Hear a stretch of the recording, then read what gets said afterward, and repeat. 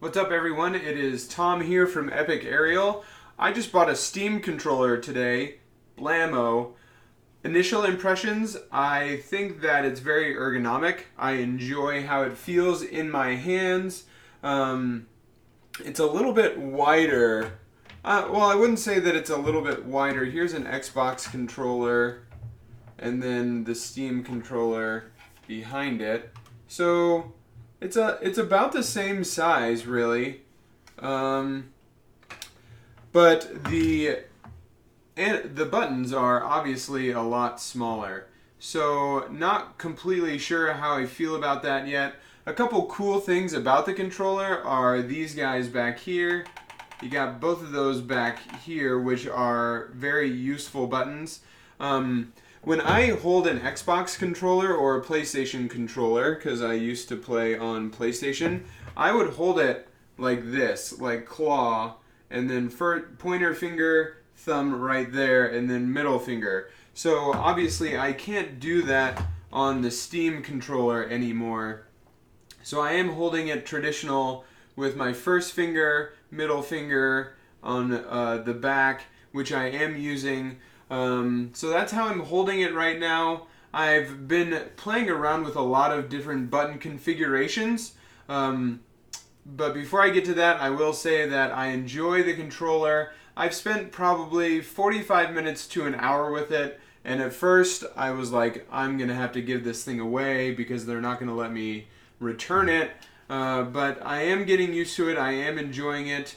And so I think I'm enjoying using it. So let's get into exactly what my configuration is as it stands right now. So this is the setup that I'm using, and this is probably one of the coolest features about Steam in general, is that, or the controller, is it gives you this really cool setup screen that's a little difficult to figure out once you're in this big Steam thing for the controller specifically. Anyways, one thing that I want to show you right now that I'm still trying to figure out, I'll go over here, because you can do, it says full pull action, so the triggers on both sides actually have two settings. They have down and then all the way down. So there's an extra click, which is pretty interesting. So right now I have obviously go. The soft pull action is forward, but then if I full pull it all the way, then I turn on boost. So I actually have boost and go on the same thing, which has been really nice. I'm getting used to it. And I'm going to leave that there for now. So I don't have boost anywhere but on the right trigger. So that's the most interesting thing right now. I will go back. And so left trigger backwards is where it normally is. And then I also have backwards on the bottom trigger on the back of the controller on the left side. And then on the bottom right side, I have handbrake, which I'm still not sold on. But that's what I have right now. In terms of my initial complaints or things that I'm getting used to, like I said, the buttons are really small. So I've actually been hitting the B button sometimes when I mean to jump. And I have B set to changing the view, as you can see. So I just changed the view really fast, which kind of sucks.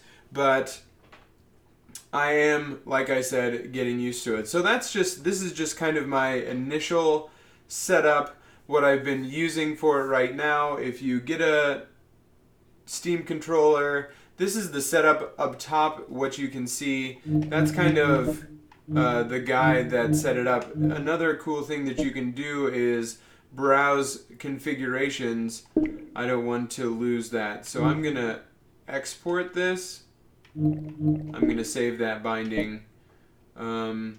And this is another thing. They kind of go in between the setup. So I'm just going to save that really quick. And just say, this is what I'm using right now.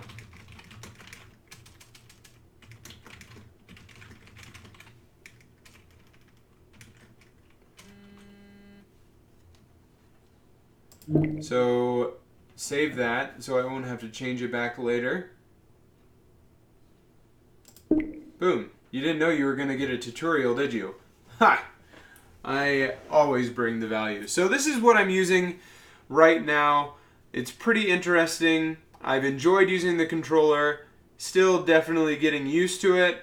If you use a Steam controller, I would love to hear how you have yours set up. Anyways, you can browse the configurations.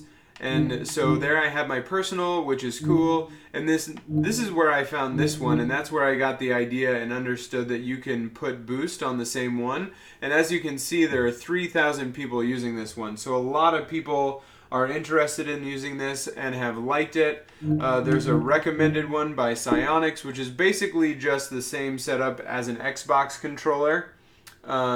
Nothing special there. But as I get more comfortable with the controller, I am going to start trying out different things in terms of maybe moving things around, trying the all the way down on the left side as well to see what kind of cool stuff I can get. But that's my Steam controller as it stands right now. I am enjoying it more and more, especially even after an hour. Still scared to play a game. I've mostly just been dribbling around in training mode.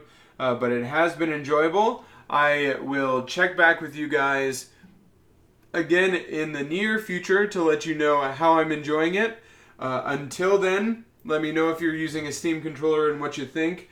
Right now, I can give a very loose recommendation, just that with the customization options that are available, I enjoy it more than the Xbox controller, but after a week or so, I think I can get a little bit more in depth.